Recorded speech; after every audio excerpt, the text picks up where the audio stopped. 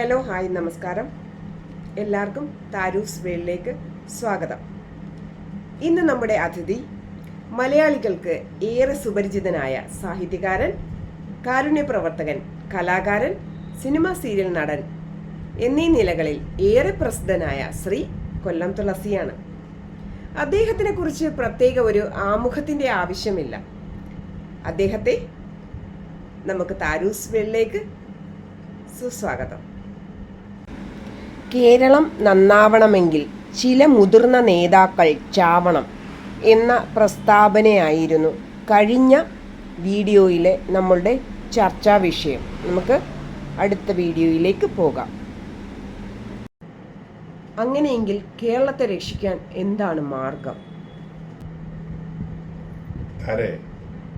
നമ്മുടെ ശാപം എന്താണെന്നറിയാമോ? കുറേ രാഷ്ട്രീയ നേതാക്കന്മാർ അവർ ജനിച്ച് വളർന്ന് രാഷ്ട്രീയ പ്രസ്ഥാനത്തിലേക്ക് കടന്ന് അവരുടെ കുത്സിത ബുദ്ധി ഉപയോഗിച്ച് കുതികാൽ വെട്ടിയും മറ്റ് രീതിയിൽ സ്വാധീനിച്ച് അവിഹിതമായ മാർഗങ്ങളിലൂടെയൊക്കെ കടന്നു വന്ന് നേതാവായി കഴിഞ്ഞാൽ പിന്നെ പഞ്ചായത്തിലേക്ക് കയറുക, അല്ലെങ്കിൽ മുനിസിപ്പാലിറ്റിയിൽ കയറുക, പിന്നെ അസംബ്ലിയിൽ കയറുക, അവിടുന്ന് കഴിഞ്ഞിട്ട് മന്ത്രിയാകുക, ഇങ്ങനെ ഒരുപാട് ലക്ഷ്യങ്ങളാണ് അവർക്കുള്ളത്. ഈ തലങ്ങളിൽ കൂടെ എല്ലാം സഞ്ചരിക്കുമ്പോൾ അവരറിയാതെ സ്വത്ത് അവർക്ക് ചുറ്റും കൂടുന്നു. ചുറ്റും കൂടുന്നവരെ അവർ ധനവാന്മാരാക്കി പോകുന്നു. കുടുംബം വലുതാകുന്നു. കുടുംബത്തിലുള്ള ആളുകളെല്ലാം ഉന്നത വിദ്യാഭ്യാസം കൂടുതൽ ഇവിടെ ഒന്നും പഠിപ്പിക്കുന്നില്ല. സമരം ചെയ്യാനായിട്ട് ഒരു അണികളെ ഇങ്ങനെ സജ്ജമാക്കി വെക്കുക. അടികൊള്ളാനും വെടികൊള്ളാനും മരിക്കാനും ചാകാനും ഒക്കെ ചാവേർപ്പടകളെ അവർ ഒരു വശമുണ്ടാകും. ക്രിയാത്മകമായി ചിന്തിച്ച് രാജ്യത്തിൻ്റെ പോക്കനുസരിച്ച്, കാലത്തിൻ്റെ പോക്കനുസരിച്ച് ക്രിയാത്മകമായി ചിന്തിക്കാനുള്ള കഴിവ് അവർക്ക് നഷ്ടപ്പെടും. അങ്ങനെ ചിന്താപരമായി സൃഷ്ടികർമ്മം നടത്താനുള്ള കഴിവുകളെല്ലാം അധപ്പതിച്ച് തേഞ്ഞു വാങ്ങി പോകുന്ന, പിന്നെ ആരോഗ്യം വളരെ മോശമായ അവസ്ഥയിൽ പോകുന്ന നമ്മുടെ ഇന്നത്തെ രാഷ്ട്രീയ നേതാക്കന്മാർ എല്ലാ പാർട്ടിയിലും ഉണ്ട്. കോൺഗ്രസിലുമുണ്ട്, കമ്മ്യൂണിസ്റ്റിലുമുണ്ട്, BJP-യിലും ഒക്കെ ഉണ്ട്. അതായത് ബുദ്ധിക്ക് ബുദ്ധിമാന്യം സംഭവിച്ചതെന്ന് വേണം പറയാം. ബുദ്ധിമാന്യം സംഭവിച്ച നേതാക്കന്മാർ, ആരോഗ്യം താറുമാറായിക്കൊണ്ടിരിക്കുന്ന നേതാക്കന്മാർ, എന്ത് വന്നാലും കട്ടിലൊഴിഞ്ഞു പോകില്ല എന്ന് ഉറച്ച തീരുമാനമെടുത്ത നേതാക്കന്മാർ, അവരിൽ കുറേ പേരെങ്കിലും മരിക്കണം, എന്നാലേ ഈ രാജ്യം ഉണ്ടാവും. ഇവിടെ ചെറുപ്പക്കാർ വന്നു. ആ സ്ഥാനത്ത് ചെറുപ്പക്കാരുടെ ഒരു കാലത്തും ഇവർ വരില്ല. ഇവർ മരിക്കാതെ, ഇവരെ കട്ടിലൊഴിഞ്ഞെന്ന് ദൂരോട്ടെടുത്തെറിയാതെ ഇവിടെ ചെറുപ്പക്കാർ മുന്നോട്ട് വരാൻ സാധിക്കില്ല. ചെറുപ്പക്കാരന് എത്രയോ വർഷങ്ങളായിട്ട് കിടക്കുകയാണ്.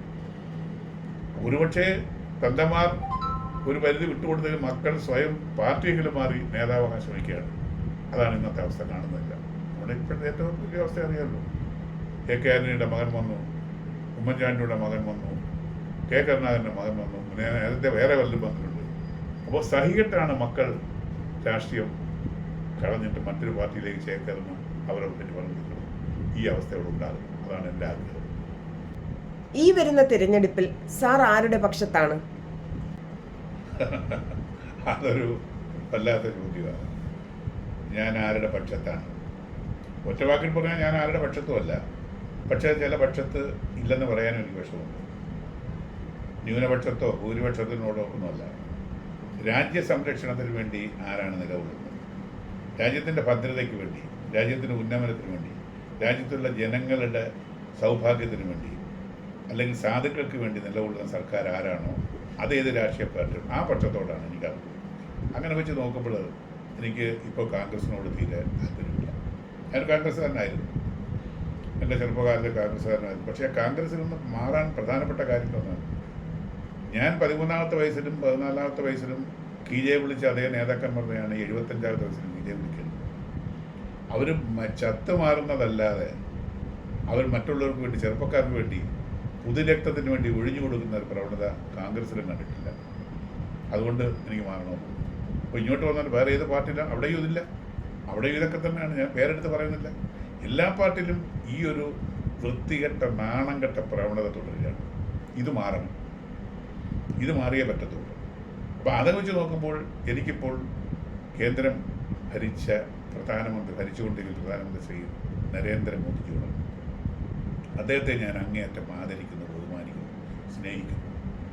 ഒരു ഇന്ത്യയെപ്പോലുള്ളൊരു ജനാധിപത്യ രാഷ്ട്രത്തിൻ്റെ യഥാർത്ഥ നേതാവ്, യഥാർത്ഥ വഴികാട്ടി അദ്ദേഹമാണെന്ന് ഞാൻ വിശ്വസിക്കുന്നു. കാരണം ലോക രംഗത്ത് ഒന്നുമല്ലായിരുന്ന ഇന്ത്യയെ, സീറോ ആയിരുന്ന ഇന്ത്യയെ ഇപ്പോൾ ഹീറോ ആക്കിയാൽ ഈ കഴിഞ്ഞ 9 വർഷങ്ങൾ അദ്ദേഹത്തിന് കഴിഞ്ഞു എന്നുള്ളതാണ് അദ്ദേഹത്തിൻ്റെ ഏറ്റവും വലിയ ക്രെഡിറ്റ്.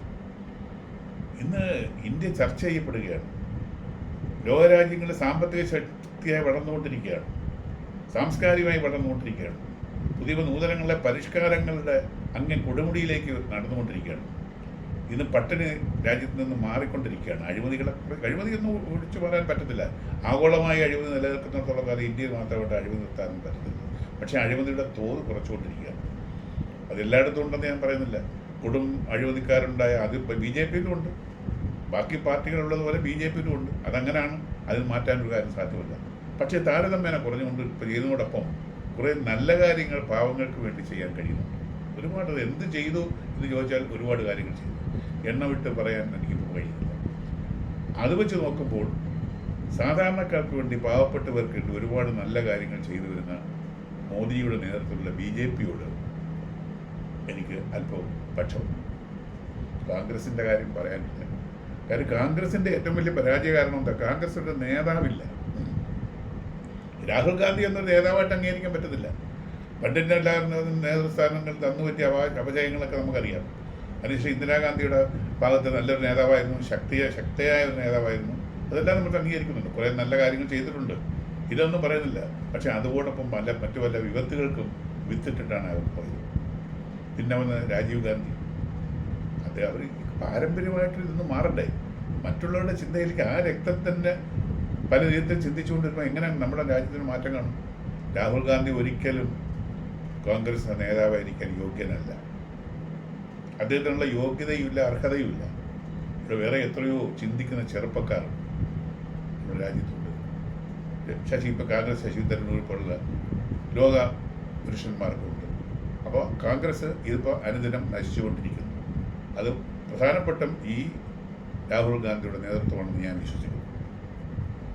രണ്ടാമത് കമ്മ്യൂണിസത്തെക്കുറിച്ച് ആലോചിച്ച് പറയേണ്ടതാണ്. കാര്യം കമ്മ്യൂണിസ്റ്റുകൾ പോലും വെറുത്തിരിക്കുകയാണ്. കമ്മ്യൂണിസ്റ്റുകൾ പോലും കമ്മ്യൂണിസ്റ്റ് പാർട്ടിയെ, കമ്മ്യൂണിസ്റ്റ് നേതാക്കന്മാരെ വെറുത്തുകൊണ്ടിരിക്കുകയാണ്. എങ്ങനെയെങ്കിലും ഒന്ന് അവസാനിച്ച് കാരണം, എങ്ങനെയെങ്കിലും ഇതിൻ്റെ കാലഘട്ടം ഒന്ന് കഴിയണം. കാലഹരണപ്പെട്ടു പോയി ഈ കമ്മ്യൂണിസത്തെ ഇനിയെങ്കിലും ഈ ചവറ്റുകുട്ടയിലേക്ക് എടുത്തെറിയാൻ കഴിയാത്ത ഒരവസ്ഥയുടെ ഭയന്ന് കഴിയുക. ഒന്നും ചെയ്യാൻ പറ്റത്തില്ല, സ്വാതന്ത്ര്യമില്ല. രാഷ്ട്രീയ പാർട്ടികൾക്ക് തുറന്ന് സംസാരിക്കാൻ സ്വാതന്ത്ര്യമില്ല. ഒരു നേതാവിനെ കുറിച്ച് വിലയിരുത്താൻ സംസാരിക്കില്ല, വിമർശിക്കാൻ സാധ്യതയില്ല, ഒരു വാക്ക് പറയാനും പോലും ആകാതെ കമ്മ്യൂണിസ്റ്റ് പാർട്ടികളിലെ 1-2 ആളുകൾ കഴിഞ്ഞ് ബാക്കി വല്ല നിശബ്ദരാ. മുഖ്യമന്ത്രി അടക്കി ഭരിക്കുകയാണ്. യഥാർത്ഥത്തിൽ ജനാധിപത്യത്തിൽ ഇത്തരം അടക്കി ഭരണം നല്ലതാണ്, എങ്കിലേ കുറച്ച് കാര്യങ്ങൾ നടക്കും. അതുകൊണ്ട് ആ ഒരു കാര്യത്തിൽ പിണറായി വിജയൻ ഞാൻ അംഗീകരിക്കുന്നത്, ബഹുമാനിക്കുന്നു. പക്ഷെ കൂടിപ്പോയി. മറ്റാർക്കും അവസരം കൊടുക്കാതെ എല്ലാം താനാണ് വരുന്നതെന്നുള്ള, അല്ലെങ്കിൽ അതിനു വേണ്ടിയുള്ള ശക്തി ഉണ്ടായിരിക്കണം, ബുദ്ധി ഉണ്ടായിരിക്കണം, ബുദ്ധിശക്തി ഉണ്ടായിരിക്കണം, ചിന്ത ഉണ്ടാകണം. അതൊന്നുമില്ലാതെ ഒരു ഉപരാസമ്പത്തിൽപ്പെട്ട് അവരുടെ വഴികാട്ടിയായി അവർ കാണിക്കുന്ന മാർഗങ്ങൾ അദ്ദേഹം സഞ്ചരിച്ചു. അവിടെയും അദ്ദേഹത്തിന് പരാജയങ്ങൾ സംഭവിച്ചു. പിന്നെ ബാക്കി പാർട്ടികളെ കുറിച്ച് പറയണ്ട. ന്യൂനപക്ഷങ്ങളെന്ന് അവകാശപ്പെടുന്ന മുസ്ലിം ലീഗ് അതൊരു ഒരു ഒരു ഒരു ഒരു ഒരു ജാതി